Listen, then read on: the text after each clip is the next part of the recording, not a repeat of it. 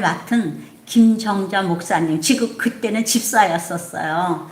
그래서 김정자 집사님이라는 분이 그때 특송을 해달라 그러니까 내가 결혼식에서 특송을 하게 되다니, 그래서 그냥 금식을 3일을 하고 세상에 특송 부르는 거에 너무 감사하다고 그 결혼을 축복하면서 금식을 3일을 하고 이제 그날 축가를 불렀어요. 이 사랑의 종소리를 부르더라고요. 그런데 신랑 측이 천안인데 거기서 버스를 대절해갖고 성가대 그 신랑 집 형님네 교회에 성가대원이 다 왔어요. 와갖고 막 신랑네 성가대가 한쪽을 다 차지하고 있었는데 이분이 이 사랑의 종소리를 딱 찬양을 시작하는데요. 다 울었어요.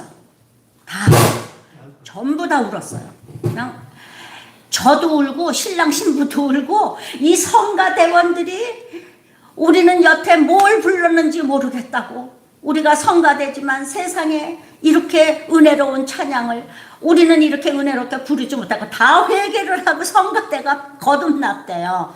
그런 일이 있었어요. 이 찬양을 여러분들도 지금 은혜롭게 부르셨겠지만 우리 마음속에 그 찬양이 정말 살아서 역사할 때 주의 그 파장이, 성령의 능력이 우리 안에 같이 옵니다. 정말 놀라운 역사가 그때 일어났었어요. 그러니까 다른 사람의 결혼식에 3일이나 금식하면서 찬양하는 사람이 어디 있어요. 하나님께서 그 금식을 기쁘게 받으시고 능력을 주셨는데 모든 사람을 회개시키는 그런 능력을 주시더라고요. 그때 참 은혜 받은, 오늘 잊어버렸었는데 오늘 찬양하니까 생각났어요. 우리는 지금 정말 가을에 한 복판을 지나고 있습니다. 우리는 매일 새벽 기도를 하잖아요. 에어컨도 안 켜고 뜨뜻한 거 난로도 안 피우고 예배 드리는 게 지금 거의 한 달 됐어요. 그 이제 앞으로 언제까지 그렇게 할지 모르지만 정말 얼마나 좋은 계절을 지나고 있는지 몰라요. 특별히 올해는 태풍 한 번 없이 아주 그냥 과일도 얼마나 달고 맛있는지, 이렇게 길 가다가 보면 저 조금만 여기 벗어나면 일산 쪽 가다 보면 그냥 논이 말이죠. 너무 아름다운 황금 색깔로 지금 물들어가고 있는 것을 봅니다. 참 아름다운 계절이에요. 여러분들도 그걸 느끼시기 바랍니다. 주님 감사합니다. 주님 감사합니다. 그냥 날마다 이 세상에 보이는 모든 것들이 하나님이 베푸시는 그 은총과 사랑 때문이에요. 그거를 우리가 마음속 깊이 느끼면서 감사하는 여러분들 되시기를 바랍니다. 우리들 이 시간에 하나님한테 하나님 감사합니다 하면서 찬양 좀 아니 박수 좀 한번 올려드릴까요? 하나님 감사합니다. 감사합니다. 감사합니다. 그런데요, 우리가 이렇게 다 같이 하나님한테 감사하다고 박수치면 하나님도 너무 기뻐하신대요. 너무 기뻐하신대요. 그럴 것 같아요. 제 생각에도. 참 감사한 일입니다. 우리 서로 여기 오신 존귀한 분들 서로 인사하시겠습니다. 존귀한 분이 오셨네요. 존귀한 어린이들도 오셨네요. 지금 아파서 쩔쩔매는 이 아픈 분도 오셨네요. 그래서 모두들 어려움 중에도 힘드는 중에도 하나님을 찾아오신 여러분들을 주님의 이름으로 환영합니다. 네, 기도하면서 말씀을 시작하겠습니다. 할렐루야. 하나님, 오늘도 저희들 거룩한 주일 주님의 존재에 나와서 예배드리게 하시니 진실로 감사를 드립니다. 이 시간을 하나님께서 주장하여 주시고 임재하여 주셔서 우리 모두가 하나님의 말씀에, 찬양에, 기도에 흠뻑 은혜 받는 아름다운 예배의 시간이 되도록 도와 주시옵소서. 말씀 중에 거하시는 우리 구주 예수님 이름으로 기도드리옵나이다. 아멘. 성경 예레미야 18장을 보면 말이죠, 하나님께서 예레미야 선지자에게 얘야, 너는 토기장이 집으로 가라. 내가 거기서 너에게 할 말이 있다. 이렇게 말씀하셨어요. 그래서 예레미야가 토기장이의 집으로 갔어요. 우리 식으로 말하면 옹기장이지요. 옹기장이. 거기 이제 갔어요. 가서 보니까 예레미야가 일하는 것을 보니까 그 토기장이가 흙을 한 덩이 뭉쳐가지고 그거 가지고 무엇을 만들려고 하다가 그것이 잘못되니까 다시 그 만들던 모양에서 이 컵을 만들려고 했으면은 컵을 만들다가 제대로 안 되니까 다시 뭉쳐서 대접을 만들었다. 이제 이런 얘기예요. 그래서 그거를 예레미야가 이렇게 보면서 저 토기장이가 지금 잘못되니까 저렇게 새로 만드는구나. 그거 보고 있으니까 하나님께서 말씀하셨어요. 이스라엘 족속아, 이제 예레미야에게 이스라엘 족속아, 진흙이 토기장이의 손에 있음 같이 너희가 내 손에 있느니라. 자, 지금 네가 보지 않느냐? 여호와께서 이스라엘 족속아, 내가 이 토기장이가 하는 것 같이 너희에게 할 줄 모르는 줄 아느냐? 이 토기장이가 진흙 한 덩이를 가지고 만들다가 잘못되니까 새로 만들잖아요. 그러니까 내가 그거 못할 줄 아니? 너희들이 한 덩이 진흙덩이가 되어서 내 손에 들리기만 해라. 내 말에 거하기만 해라. 내 말을 듣기만 해라. 지금 이렇게 하나님께서는 말씀하시는 것이에요. 여러분들이 지금 내가 한 덩이 진흙덩이가 되어서 하나님 앞에 하나님 손에 들리기만 하면 우리는 모두 하나님 앞에 들린 사람들이에요. 그죠? 우리는 예수님을 알고 예수님 그 품 안으로 들어온 사람입니다. 예수님 손 안에 있는 사람들이에요. 근데 우리가 다시 진흙이 되려는 거예요. 내가 지금 나는 뭔가 잘못되고 있다. 나는 왜 이렇지? 이럴 때는 다시 진흙으로 돌아가서 아버지 손에 붙잡히라는 것입니다. 그 다시 돌아가는 게 뭘까요? 이 하나님께서 아담에게 이렇게 말씀하셨어요. 너는 흙이니 흙으로 돌아가라. 그랬어요. 근데 우리는 그 말씀을 너는 흙으로 만들었으니 죽어서 흙으로 돌아갈 것이다. 그래서 이제 너는 죽을 때 흙이 된다. 그래서 전부 다 우리는 흙에서 왔으니 흙으로 돌아갑니다. 이렇게 말하잖아요. 그런데 여러분 아브라함을 보면 이렇게 아브라함은 하나님과 늘 동행했잖아요. 근데 이렇게 말합니다.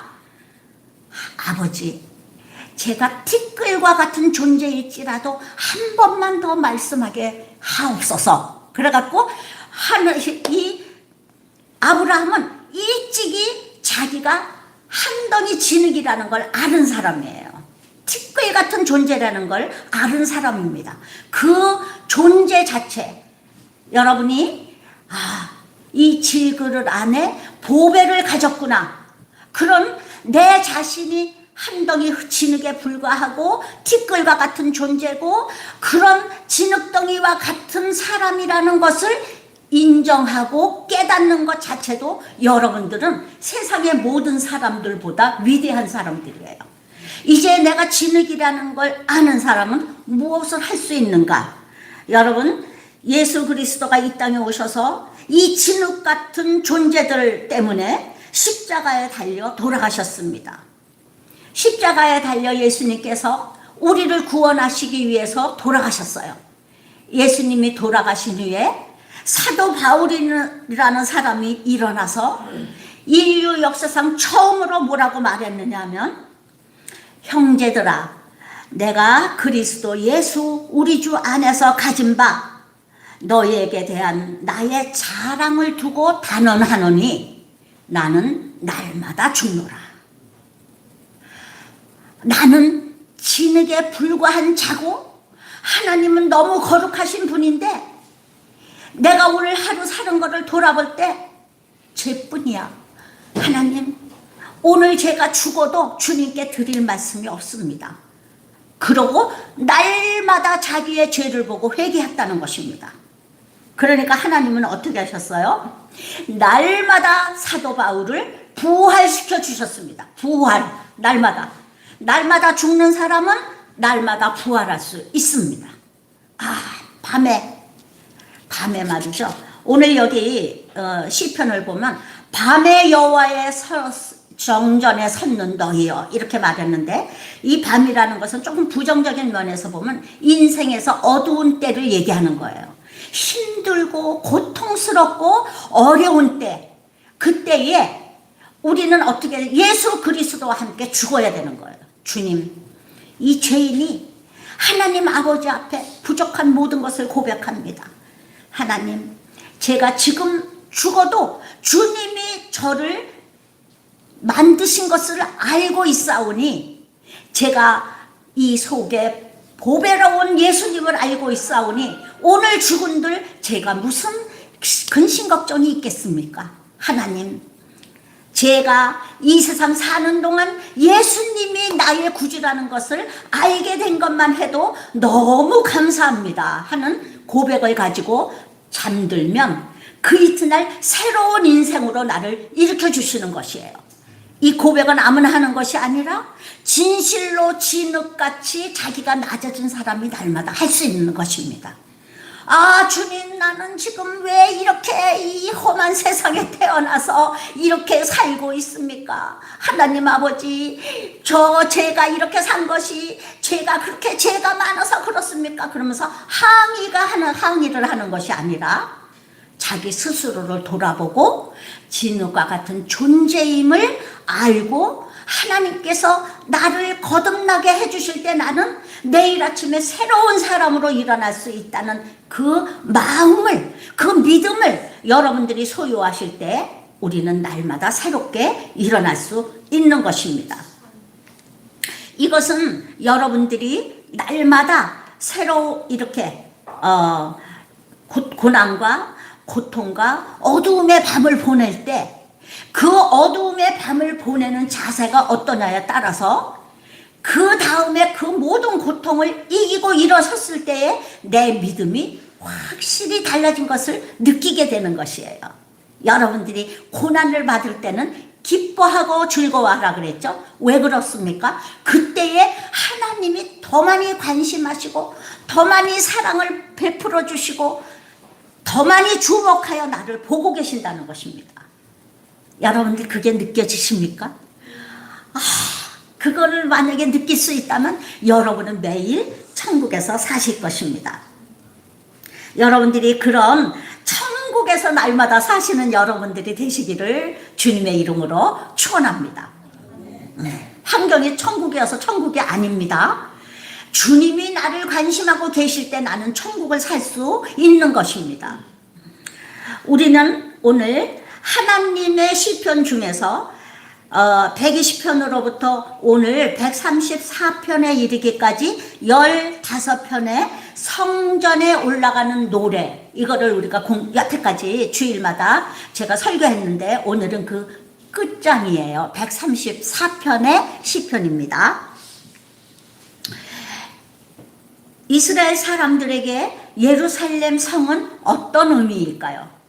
이스라엘 사람들에게 예루살렘 성, 그럴 때 거기는 그 이스라엘 사람들의 마음에 어떤 성일까요? 이스라엘 사람들에게 또 성전은 어떤 의미일까요? 그 예루살렘 성 자체를 이 사람들은 아주 귀중히 여기는데 성전은 또 어떨까요? 그 성전 앞에 가서 그 성전들에서 무릎을 꿇고 그 예배 드릴 때 이분들의 마음은 어땠을까요? 이스라엘 사람들 마음 말이죠. 이스라엘 사람들에게 또 절기는 어떤 의미일까요? 1년에 3차례 절기 때 하나님을 찾아와서 우리 하나님 앞에서 이들이 예배를 드리는데 이들에게 절기는 어떤 의미일까요? 이스라엘 사람들에게 여호와 하나님은 어떤 분으로 인식되어 있을까요? 여호와 하나님, 그분은 어떤 사람으로 인식되어 있을까요? 아니, 그 사람들의 얘기가 아니라 오늘 우리에게는 어떻습니까? 여러분은 예수 그리스도의 생명으로 값주고 거듭난 피조물인 새 이스라엘의 백성이에요. 우리는 오늘. 우리에게 예수 그리스도는 어떤 의미입니까? 왜 예수님이 나 때문에 피 흘려 죽으시고, 내가 무슨 죄가 그렇게 많아서 나 때문에 피 흘려 죽으셨나? 이런 의미입니까? 나는 그 말이 인정이 안 돼. 나는 그렇게 죄 짓지 않았어. 이런 의미일까요? 여러분들에게 오늘 예수 그리스도는 어떤 의미로 다가오고 있습니까? 그리고 대한민국이라는 이 나라는 또 어떤 의미로 하나님께서 대한민국을 보실 때 어떤 나라로 보고 계실까요? 대한민국 속에 있는 이 매일교회, 우리 매일교회는 어떤 교회일까요? 이 매일교회 속에 있는, 매일교회에 속하여 믿음 생활을 하고 있는 나는 어떤 사람입니까? 나는 내가 고백하는 하나님, 내가 고백하는 예수님, 예수님께 속한 나는 어떤 사람이라고 여러분은 생각하고 교회에 오십니까?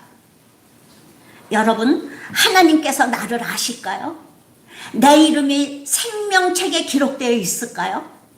하나님 아버지 앞에 나는 어떤 자로 기록되고 있는가? 그 의식이 여러분들에게 있습니까?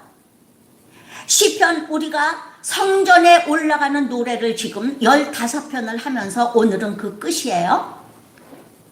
성전을 오는 여러분들이 성전에 오면서 무슨 생각을 하고 어떤 의미로 성전에 오는지 나를 돌아보시는 시간이 되시기를 주님의 이름으로 축원합니다.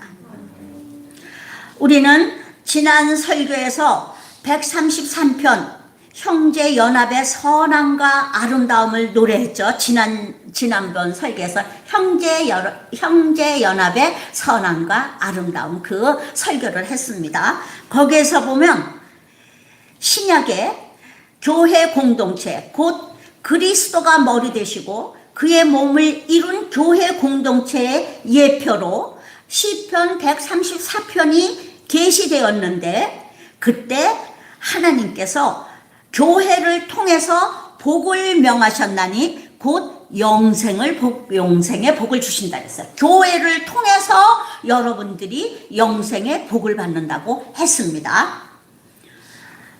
아론의 수염을 타고 흘러내리는 그 기름이 무엇을 말하느냐?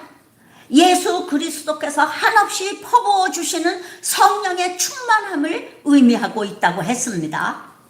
헐몬에 이슬이 내린 같아, 헐몬에 이슬이 내린 같다 할 때에 그 헐몬의 이슬은 우리의 생명, 우리 하나님의 백성들이 날마다 먹고 마시며 하나님 전에서 삶을 사는 이 모든 생명의 활동을 의미하는 것입니다. 생명 그 자체예요. 이스라엘은 헐몬에서 내려오는 물이 아니면 이스라엘은 광야이기 때문에 살 수가 없어요. 하나님께서 내려주시는 생명의 말씀이 없으면 우리는 살 수가 없습니다. 그 헐몬의 이슬, 그것은 바로 우리가 하나님의 말씀과 하나님께서 내려주시는 은혜로 살고 있다는 것을 의미하는 것입니다. 그래서 시편 133편에서는 영적인 복과 아울러 육신의 복을 노래한 것입니다. 그리고 신약의 성도들을 의미하는 것입니다. 그때는 이제 우리는 여기까지는 이미 왔어요. 그런데 조금만 더 여러분들이 살아보십시오. 어떤 날이 오느냐? 그날, 예수 그리스도께서 오시는 그날이 되면 여호와의 지식이 땅에 충만하여 물이 바다를 덮음같이 메시아가 통치하는 그날, 이사야 11장과 35장이 이루어지는 날을 선지자가 이미 예언해 놓으셨습니다. 여러분, 오늘 시편은 성전으로 올라가는 노래 중 마지막 시편으로서 하나님에 대한 찬양이 대화적 기법으로 표현되고 있습니다. 시인은 본시에서 순례자들의 찬양에 대한 요청과 제사장 및 레위인들의 화답을 통해 여호와에 대한 참된 경배를 권면하고 있습니다. 본시의 역사적 배경에 대해서 다양한 의견이 있습니다. 어떤 학자는 절기가 모두 끝나고 예루살렘을 떠나기 전에 마지막으로 성전에 올라가 제사장들에게 최후 축복을 받고 부른 고별의 노래라고 합니다. 우리는 이런 거 잘 몰라요. 이스라엘 사람만 알지.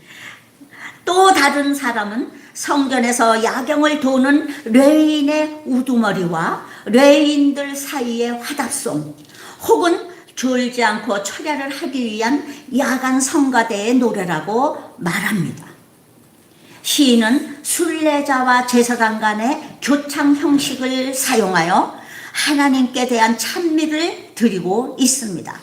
이처럼 본 시편 134편은 성전을 지키는 자들이 밤이 맞도록 하나님께 예배드리고 찬송할 것을 선포하는 찬양시라고 볼 수가 있습니다. 여기서 시인은 제사장과 레위 지파를 포함한 모든 백성들이 하나님께 전심으로 찬양하도록 유도합니다. 또한 본시는 순례자들에게 축복을 기원하는 축도의 역할을 수행합니다. 이러한 사실은 본시가 순례자의 노래 중 마지막에 위치함으로써 이 시들을 총요약한다는 점과 일치합니다. 여태까지 120편서부터 134편까지의 모든 내용을 한마디 축도를 하는데 그것이 바로 오늘 시편 134편이라는 것입니다. 한번 여러분들이 집에 가서 진지하게 읽어보시기 바랍니다. 본시의 내용은 어떻게 되어 있느냐 하면은 성전 순례자들이 하나님의 종들에게 인사하며 찬양을 촉구하는 부분 1, 2절은 그렇게 되어 있습니다. 그것에 대해서 성전 안에 있는 하나님의 종들이 응답하는 부분으로 구성되어 있습니다. 이 짧은 내용으로 되어 있는 본시를 두 부분으로 나누어 살펴보면 다음과 같습니다. 첫째, 순례자들은 성전에서 봉사하는 하나님의 종들에 대해 여호와를 송축하라고 촉구합니다. 시인은 먼저 순례자들의 입술을 통하여 거룩한 일을 위해 구별된 레위인들에게 손을 높이 들고 주를 송축하도록 촉구합니다. 레위인들은 성소에서 봉사의 직무를 담당하였는데 제단과 등불이 꺼지지 않도록 항상 주의를 집중해야 했습니다. 여러분, 우리가 성막을 보면 성막 안에 그 등잔이 있죠. 등불. 그런데 우리가 생각하는 것 같은 그런 등불이 아니더라고요. 이 하누카라는 그 이스라엘의 절기가 있는데 그 절기에 그 보면은 감람류 중에서 최상급 감람류를 가지고 이제 그 엄청나게 큰 등잔이에요. 엄청나게 큰 등잔, 거기에다가 감람류를 켜서 밤낮으로 그 등불이 꺼지지 않게 해야 돼요. 레위인들은 그 등불이 꺼지면 안 됩니다. 꺼지지 않게 해야 되는데 그것으로 성전은 항상 밝은 불이 타오르는 곳이어야 됩니다. 그 얘기하면 기니까 그 얘기는 빼고, 이렇게 성전을 지금 지키고 있는데 밤중에도 성전에 불이 환하게 켜져 있는 것을, 깜깜한 밤에 성전에 불이 켜져 있는 성전 마당 뜰에 말이죠. 그것을 한번 여러분들이 상상해 보시기를 바랍니다. 자, 이렇게 하나님의 종들이 성소를 향하여 손을 들고 찬양하는 자세는 성경에서 자주 언급되는데 이는 하나님을 향한 간절한 심정을 대변합니다. 혼자 기도할 때도 내 마음이 성령의 감동이 되면 손을 들고 기도하게 됩니다. 자연히 손이 올라가요. 내가 손을 들어야겠다, 그게 아니라 내가 하나님의 성령에 감동되어 찬양을 올릴 때 저절로 손이 올라갑니다. 하나님 앞에 제가 왔습니다. 주님을 찬양합니다. 주님 앞에 하나님 은혜를 구합니다. 저를 보아 주시옵소서. 날마다 손을 들고 기도하게 됩니다. 자, 시인은 우선적으로 하나님의 성전에서 사역하는 레위인들의 진실된 찬양을 요구함으로써 그들을 통해 하나님을 섬기는 모든 언약 백성들의 찬양을 촉구하는 것입니다. 사실 인생의 가장 큰 축복은 하나님께 대한 찬양과 봉사의 삶입니다. 1절에 보면 밤에 여호와의 집에 섰는 여호와의 모든 종들이라고 했습니다. 이스라엘에는 밤에도 찬양을 통하여 성전에서 봉사를 했었던 일련의 노래하는 자들이 있었는데, 중세의 많은 수도원들이 그랬고, 당시 성가대원들은 밤새 계속해서 찬양하는 일을 감당했던 것입니다. 물론 정기적인 야간 성가대 회집이 있어서 그랬던 것은 아닙니다. 그러나 필요에 따라서 밤에도 성가대들은 성전에서 찬양을 하곤 하였습니다. 역대상 9장 33절을 보면 또 찬송하는 자가 있으니 곧 레위 족장이라. 저희가 골방에 거하여 주야로 자기 직분에 골몰함으로 다른 일은 하지 아니하였더라 하였습니다. 여러분, 역대상 이때는 말이죠, 다윗이 성전을 짓고자 그 성전의 모든 기물을 모으는 은혜로운 시대였습니다. 다윗은 누구보다도 뛰어난 시인이었고 연주가였으며 작곡 작시자였습니다. 다윗은 하나님을 찬양하는 것이 정말 기뻐했던 사람이에요. 하나님을 찬양하는 아주 뛰어난 사람이었던 것입니다. 그 믿음에 따라서 말이죠. 그때에 하나님께서는 그 다윗의 뜻에 합당한 여러 재능 있는 자들을 주셨는데, 아삽, 헤만, 여두둔이라는 이 다윗의 뜻에 맞는 작사도 할 수 있고 또 작곡도 할 수 있고 악기도 연주할 수 있는 뛰어난 재능의 사람들을 주셨어요. 그리고 그들은 밤낮으로 골몰하여, 지금 우리가 읽은 것처럼 밤낮으로 골몰하여 작곡을 하고 작시를 하고, 그리고 악기를 연주하고 그 악기를 제작하고 그 악기를 또 사람들을 모아서 가르치고 찬양을 가르치는 성가대 대장들이 다 된 것입니다. 이들을 통하여 하나님께서는 성전, 솔로몬 성전이 건립됐을 때 288명이라는 레위 성가대들을 세웠어요. 그래가지고 그 거룩한 찬양을 하나님께 높이 올릴 때 하나님의 임재가 성전에 가득했잖아요. 누구도 그 성전에 가까이 갈 수 없을 만큼 하나님의 빽빽한 구름으로 하나님께서 그 성전에 임했다고 했습니다. 여러분 마음이 냉랭하십니까? 성전에 와도 그냥 왔다 갑니까? 여러분들이 집에서도 찬양이 나오지 않습니까? 여러분들이 찬양을 하도록 힘쓰시기 바랍니다. 지금 핸드폰 없는 사람 없죠? 핸드폰에 보면은 찬양으로 가득 차 있습니다. 찬양을 틀어놓고 내가 기도가 제대로 안 될 때 찬양을 많이 하시기 바랍니다. 그 찬양이 곧 기도예요. 찬양이 그대로 기도입니다. 아주 정선된 단어와 문장으로 된 나의 기도입니다. 여러분들이 찬양을 기뻐하고 즐겨 부르시기를 바랍니다. 얼마 안 있어서 여러분의 심령에 성령이 충만할 줄 믿습니다. 그래서 이제 이 주야로 그런 사람들이 밤에도 찬양을 했는데, 여기서 이 찬양했던 레위인들만 가리키는 것이 아니고 여호와의 뜰에서 일하는 모든 사람들을 가르치는 것입니다. 성전에는 레위인들과 제사장들 그리고 봉사자들이 있습니다. 그 봉사자들은 장작 패고 물기 있고 온갖 그 성전에서 허드렛 일 도와주는 사람이 있고, 또 거기에 성전 문지기들이 있고 거기에서 잡다한 일을 도와주는 사람들이 많이 있습니다. 그 사람들이 이제 그 순례객이, 내가 순례객이에요. 그러면 이제 내가 멀리 사는 사람은 한 닷새를 걸려서, 가까이 사는 사람은 3일을 걸려서, 예루살렘성 주변에 사는 사람은 하룻길을 걸어서 성전에 당도를 합니다. 근데 어떤 사람들은 밤에 당도할 수가 있잖아요. 그러면 힘들게 밤에는 노숙을 하면서 어느 굴에나 어느 나무 밑에서 하룻밤 자면서 그 떡덩이를 싸가지고 오다가 그걸 먹으면서 그 성전을 향해서 가는 거예요. 양이나 염소나 뭐 아주 부자는 소도 데리고 오겠죠. 그 데리고 재물을 데리고 이제 그렇게 오는 거예요.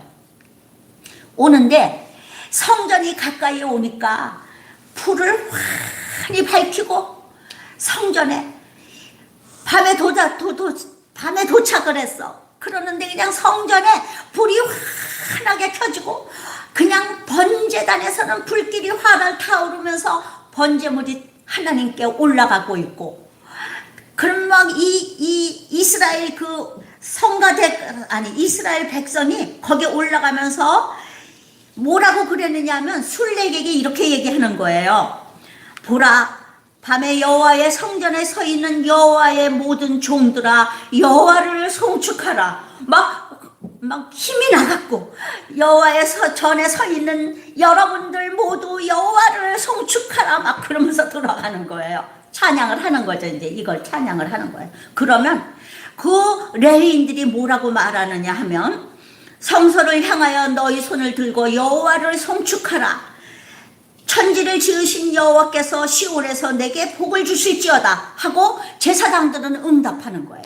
서로 교창한다는 거예요.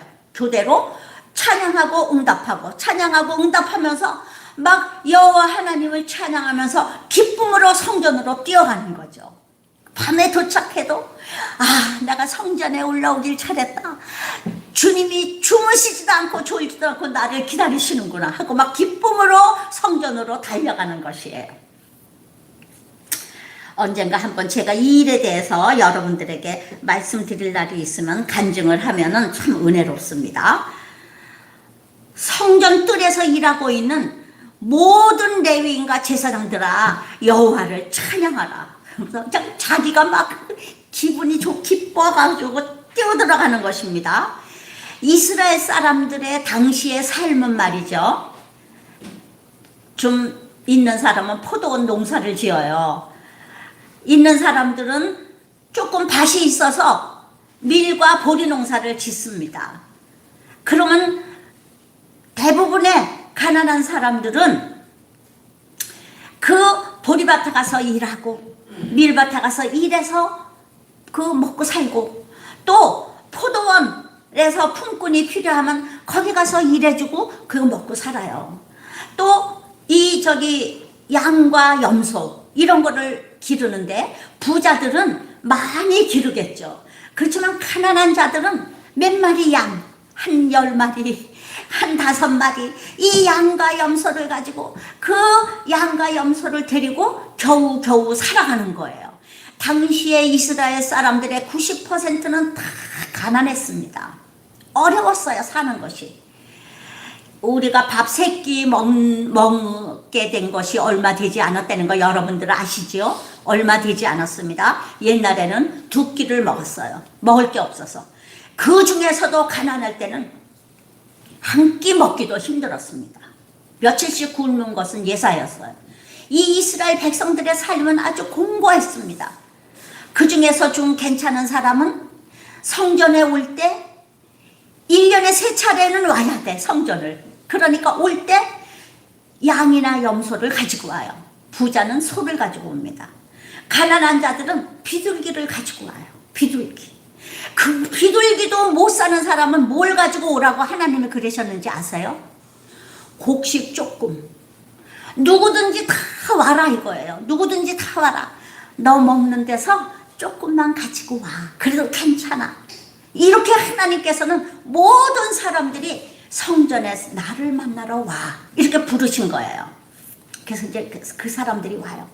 그 와보면 그 순례객들이 수천 명, 수만 명이 모여가지고 막 그 성전들에 엎드려서 기도하고 예배드리고 막 하고 그 번제물이 막 타 올라가고 수많은 양과 염소떼가 모여서 함께 어우러져서 하나님을 찬양하는 그 풍성함을 보고 성전에서 봉사하는 레위인을 볼 때 얼마나 부러운지 모릅니다. 나도 성전에서 봉사했으면 얼마나 좋을까. 이렇게 전부 그 레위인의 직업을 사모했어요. 근데 아무나 레위인이 됩니까? 타고나야 돼요. 레위인은 난 레위인이 되고 싶어요 되는 게 아닙니다. 부모로부터 태어나야 레위인이 되는 거예요. 일반 백성들은 그냥 제사 지내러 와야 돼요. 와서 볼 때 그 레위인들이 얼마나 거룩하고 얼마나 부러운지 모릅니다. 나도 레위인으로 태어났으면 좋았을걸. 그거 여러분들 그거 아세요? 저는 그 초신자 때 누가복음에 나오는 그 안나가 말이죠. 성전에서 주야로 금식하며 하나님을 섬겼다. 이 말씀을 읽고 너무 그 안나가 부러워서 성전에서 주야로 하나님을 섬기며 기도하며 찬양하며 하나님을 섬긴 그 안나가 너무 부러워서 제가 신학교 때 설교학 공부할 때 한 사람이 하나씩 설교 써와라. 그래서 제가 안나에 대해서 설교하지 않았겠어요. 그래가지고 사람들이 모두 깜짝 놀랐었죠. 안나에 대해서 제가 설교했어요. 안나가 너무 부러워서. 근데 여러분, 이 성전에서 일하는 모든 사람들은 다 하나님께 복을 받습니다. 우리나라에 처음에 복음이 들어왔을 때 어떤 사람들이 복을 받았는지 아세요? 교회의 종치기 자녀들. 그저 그 어머니 아버지가 성심으로 새벽 4시가 되면은 종을 치는 거예요. 그 종치기 자녀들 중에서 훌륭한 목사님들이 나오고 훌륭한 자녀들이 나와서 그 어머니 아버지를 영화롭게 했습니다. 여러분, 사찰 집사님 자녀들이 뭐가 되는지 아세요? 날마다 그 어머니 아버지는 사찰 집사 교회에서 그저 성전 쓸고 닫고 그 겨울이면 불 켜고 그 굳은 일, 교회의 굳은 일은 다 누가 하느냐? 사찰 집사님이 하시는 거예요. 그 자녀들은 어려서부터 교회 성전에서 자라면서 자기들이 알 수도 없는 복을 받는데 나중에 그들이 훌륭한 목사님이 되어서 그 설교하는데 말이죠. 다른 사람들과 달라요. 그 어려서부터 몸에 밴, 어려서부터 들은 그 하나님의 말씀, 그 훌륭한 사찰 집사님의 자녀들이 얼마나 훌륭하게 됐는지 이루 말할 수가 없습니다. 애국 유학 갔다 온 사람들도 엄청 많아요. 깨어있거든요. 사람들이 깨어있거든요. 선교사들의 자녀들. 여러분, 저 한동대라고 우리나라에서 지금 굉장히 유명한 대학이 있는데 그 한동대는 아무나 들어갈 수가 없어요. 근데 거기에 특혜를 주는 사람이 있습니다. 그것은 선교사의 자녀들이에요. 그 사람들은 가산점을 줘갖고 외국에서 선교사로 있으면서 자녀들을 기른 사람들이 나중에 애들이 대학생이 되려고 할 때 어디로 보내느냐? 한동대로 보내요. 그러면 이들이 뭐 한국 국사 이런 거는 배우지 않았지만 한국어도 서툴지만은 이들이 한동대에 와서 그 자기네들이 외국에서 공부하면서 외국에서 하나님께서 주신 재능을 가지고 와서 훌륭한 사람들입니다. 과학자도 많고요. 예능계, 미술, 음악 이런 거 하는 사람들이 많습니다. 우리 친구 아들이 태국에 선교사로 갔어요. 우리 친구는 그 아들이 너무나 안쓰러운 거야. 아들 둘인데 큰아들은 학교 선생님이고 이 작은 아들은 공부도 뛰어나게 잘하고 인물도 좋고 봉사도 뛰어나게 잘했는데 어느 날 선교사로 가겠다 그런 거예요. 태국으로. 자기는 그 아들이 너무너무 아까운 거야. 이 아들은 뭔가 하면 잘할 아들인데 왜 선교사로 가나. 그래도 권사니까 말은 못하고 맨날 그게 안타까운 거예요. 근데 그 선교사의 딸내미가 인도네시아 태국에서 외국인 학교를 졸업하고 한동대에 와가지고 미술대학에 디자인 학과에 들어갔는데 아주 뛰어나다고 합니다. 그거에. 그럼 이제 그 사람은 그런 쪽으로 하나님께서 잘 쓰시는 거예요. 여러분, 우리 여기서 설교할 때 우리가 알지도 못하는 파푸아 뉴기니아 어느 그 원시인 마을에 가서 선교한 문성 선교사님 아들 있잖아요. 그 문성 선교사님의 아들이 이 중학교 때 데리고 갔는데 거기 가가지고 완전히 말도 못하고 병신이 됐잖아요. 아무 이상은 없는데 병신이 됐어요. 그 뭐냐? 문화 충격으로. 문화 충격으로 그 애가, 어린애가 너무 다른 환경에 가서 놀래가지고 문화 충격으로 병신이 됐어요. 말도 못하고 이 몸이 제대로 움직이지를 않는 도저히 불치병 같은 병에 걸렸어요. 그런데 그 아이를 하나님께서 치유하여 주시고 그 아이를 한국에 보내서 대학교를 마치고 훌륭한 가정을 이루고 손자 손녀까지 낳고 살고 있다는 것이에요. 문성 선교사님이 거기 그만두고 한국에 와서 살고 싶지만 그 선교지의 그 미개한 파푸아 뉴기니 그 원주민들이 이 문성 선교사님 네 분 무덤까지 만들어 놓고 우리를 떠나지 마세요. 우리를 떠나지 마세요. 그래서 이분은 거기 가서 돌아가실 거래요. 여러분, 하나님 앞에 봉사한 만큼 하나님께서는 결코 그 사람의 수고와 헌신을 우리 하나님은 잊지 아니하시고 수십 배, 수백 배로 갚아주시는 거예요. 제가 지금 이런 얘기 하려면 끝도 없죠. 여러분들이 하나님 앞에 이렇게 교회를 여러분들이 처음 다녀보십시오. 교회에 다니는 것만으로도 얼마나 큰 복을 주는지 몰라요. 이제 교회에서 직분을 맡아보십시오. 직분을 맡아서 무슨 사찰이네, 무슨 교회 청소를 담당하네, 뭐 우리 교회 같은 곳 갖고 지금 이제 이 팬데믹 시대가 돼갖고 코로나 시대가 돼갖고 성도들이 많이 모이지 않지만 여러분 뭐 교회에서 이 주차 봉사를 한다는가 주방에서 맨날 봉사를 한다든가 이런 분들은 말이죠. 그거 왜 하는지 아세요? 그거 하면서 한없는 기쁨을 느끼고 하나님께서 맨날 칭찬해 주시기 때문이에요. 하다못해 교회 다니기만 해도 복을 주시는데 성전에서 봉사하면 얼마나 큰 복을 주시겠습니까? 여러분들 이스라엘 사람들이 그 성전에 와서 그 여호와의 종들을 보면서 그냥 너무 부러워가지고 하는 그 말씀이 오늘 134편에는 아주 절절히 묻어나 있습니다. 성전에서 레위인들은 이스라엘 백성들을 축복하고 이스라엘 백성들은 여호와의 종들을 서로 축복하면서 아름다운 예배의 연합을 이루는 것이죠. 서로 그러는 것이에요. 오늘도 우리는 예배를 드리면서 여러분들은 하나님 아버지를 찬양하고 하나님 아버지가 주시는 복을 나누고 찬양하면서 하나님께서 선포하시는 말씀을 통해서 여러분들의 영혼이 또 살찌고 자라는 것입니다. 여러분, 우리가 이 세상을 살면서 가장 복을 받고 싶잖아요. 우리는 다 복되게 살고 싶잖아요. 그런데 그 복은 인간의 축복의 유일한 근원은 하나님뿐이에요. 하나님만이 우리를 복되게 해주실 수 있습니다.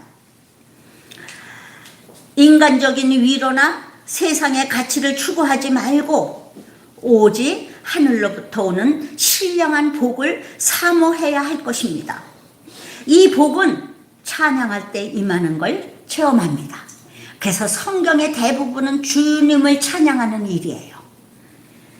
여러분이 성전을 중심으로 예수님 중심으로 여러분의 삶을 설계하시고 설정하시기를 바랍니다. 예를 들면 이런 것이에요. 나는 성전 가까이에서 살겠다. 올해는 내가 하나님 아버지 앞에 어떤 봉사를 하겠다. 나는 올해는 성경을 쓰겠다.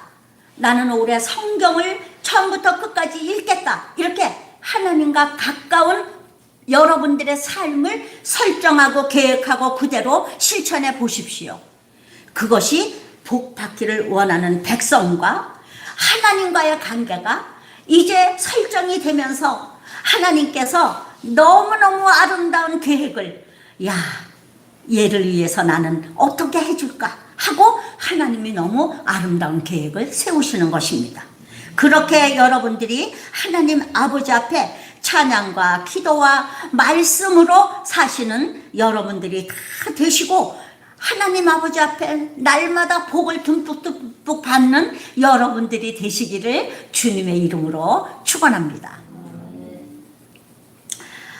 복 받으라 그랬는데 어떻게 아멘이 이렇게 모두 기어들어가는 아멘이. 다시 하나님 아버지 앞에서 여러분들이 찬양과 기도와 말씀으로 여러분들이 하나님 아버지 앞에 복을 듬뿍 받는 성도들이 되시기를 주님의 이름으로 축원합니다. 아멘. 기도하겠습니다. 하나님 아버지, 온갖 좋은 은사와 온전한 선물이 다 위로부터 빛들의 아버지께로부터 내려온다고 하셨사오니, 언약의 백성인 저희들이 예수 그리스도를 통한 새로운 언약, 곧 영생을 위하여 사는 자들이 되게 하여 주시옵소서. 오늘 함께 예배드린 성도들과 영상으로 예배드린 성도들 모두에게 성령 충만한 은혜가 있게 하여 주시옵소서. 우리 복의 근원이신 예수 그리스도의 이름으로 기도드립니다. 아멘.